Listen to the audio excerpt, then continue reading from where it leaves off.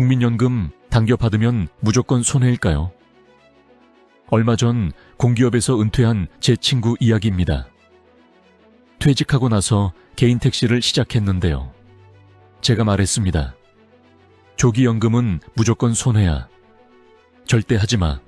그런데 친구의 대답은 단호했습니다. 나는 조기연금 신청할 거야. 그 순간 더 이상 할 말이 없었습니다. 오늘 이 이야기, 남의 일이 아닙니다. 실제로 국민연금을 조기 수령하는 사람이 사상 처음으로 100만 명을 넘었습니다. 그렇다면 사람들은 왜 손해라는 걸 알면서도 국민연금을 앞당겨 받을까요? 오늘 이 방송 끝까지 들으시면 조기 수령이 맞는지, 제때 받는 게 나은지, 아니면 늦춰야 하는지 스스로 판단할 기준을 드리겠습니다. 먼저 국민연금 수령 방식부터 정리하겠습니다. 국민연금은 3가지입니다.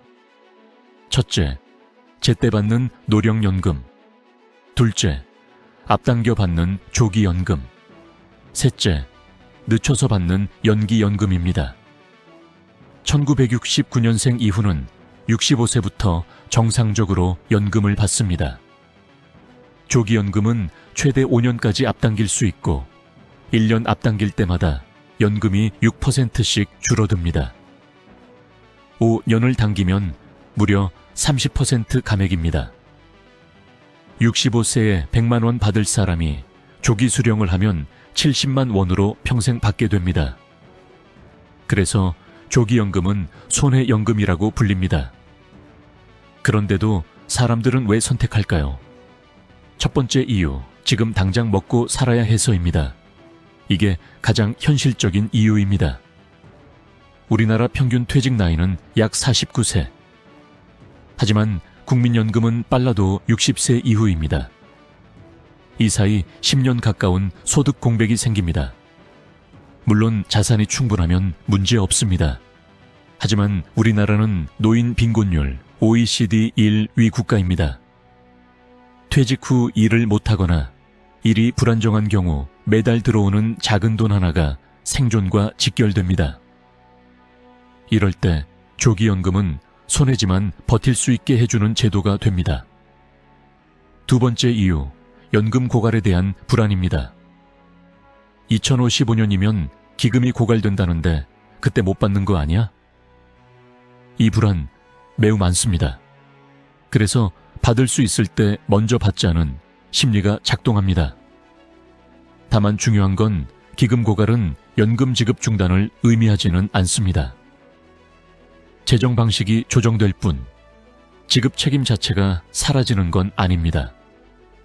그럼에도 심리적 불안은 조기 수령을 앞당기는 강력한 요인입니다. 세 번째 이유, 젊을 때 쓰는 게 낫다는 가치관입니다. 강의장에서 이런 질문을 받습니다. 나이 들어서 연금 받아서 뭐 합니까? 지금 건강할 때 여행도 가고 쓰는 게 낫죠. 이건 수익률의 문제가 아니라 삶의 가치관 문제입니다. 이 영역에선 누가 옳다고 말하기 어렵습니다. 다만 분명한 사실 하나는 이 선택은 경제적 이득이 아니라 삶의 방식을 선택하는 것이라는 점입니다. 네 번째, 이유 투자로 만회하겠다는 생각입니다. 연금 6% 줄어도 S&P 500에 투자하면 8에서 9% 나오잖아요. 이 말 많이 듣습니다. 하지만 현실은 다릅니다. 29년간 재무 설계를 하며 본 결과 이렇게 성공하는 사람은 10,000명 중 1명 있을까 말까입니다. 수익률은 과거가 미래를 보장하지 않습니다. 마이너스가 나는 해에 연금을 깎아먹으면 회복은 더 어려워집니다. 그리고 현실적으로 연금은 투자보다 생활비로 사라지는 경우가 대부분입니다. 다섯 번째 이유, 삶의 여유를 사기 위해서입니다. 다시 제 친구 이야기로 돌아가겠습니다. 그 친구는 조기연금을 받으면 택시를 새벽부터 밤까지 몰지 않아도 됩니다. 하루 10시 반부터 오후 5시까지만 일해도 생활이 됩니다. 연금 덕분에 노동시간을 줄이고 삶의 리듬을 선택한 겁니다. 이 경우 조기연금은 손해가 아니라 삶의 질을 바꾸는 도구입니다. 이 지점에서 저도 생각이 바뀌었습니다. 그렇다면 조기 수령이 불리한 사람은 누구일까요? 첫째, 소득이 있는 사람입니다. 조기연금은 근로사업 소득이 약 308만 원을 넘으면 받을 수 없거나 중단됩니다. 실제로는 공제를 감안하면 월 410만 원 이상에서 감액이 시작됩니다. 조기연금 소득 제한 308만 원은 매출이 아니라 순수익 세법상 사업소득 금액 기준입니다.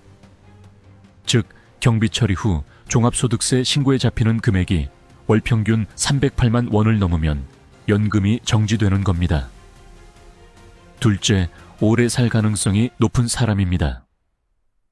시뮬레이션을 해보면 약 76세 이후부터는 제때 받는 연금이 조기연금보다 총액이 더 많아집니다. 평균 수명이 계속 늘어나는 상황에서 단순히 당겨받는 건 불리해질 수 있습니다. 셋째, 물가 상승을 고려하지 않은 경우입니다.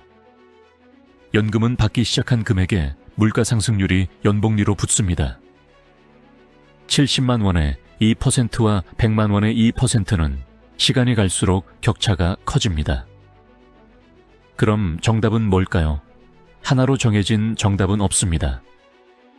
다만 이 질문은 반드시 던져야 합니다. 나는 노후에 매달 얼마가 필요할까? 이 질문 없이 조기 수령을 결정하면 확률적으로 손해를 볼 가능성이 큽니다. 국민연금은 투자 상품이 아니라 생존보험에 가깝습니다. 정말 어려울 때 버틸 수 있는 마지막 안전망입니다. 정리하겠습니다. 조기연금은 손해일 수 있습니다. 하지만 모든 사람에게 틀린 선택은 아닙니다. 생계가 급한가, 다른 소득이 있는가, 얼마나 오래 살 가능성이 있는가, 삶의 속도를 어떻게 선택할 것인가, 이 네 가지를 스스로에게 정직하게 묻는다면 답은 자연스럽게 나옵니다. 연금의 핵심은 얼마를 받느냐가 아니라 어떻게 살아가느냐입니다. 국민연금, 조기 수령이냐, 제때 수령이냐, 정답은 하나가 아닙니다. 조기연금은 무조건 손해라서가 아니라 손해를 감수할 이유가 있을 때만 선택해야 합니다. 지금 당장 생활이 막막하다면 조기연금은 버티기 위한 수단이 될 수 있고, 소득이 있고 시간이 편이라면 제때 받거나 늦춰 받는 것이 훨씬 유리합니다. 중요한 건 남들이 언제 받느냐가 아니라 내가 노후에 얼마가 필요하고 어떤 삶을 살고 싶은지입니다. 연금은 돈의 문제가 아니라 인생의 선택입니다.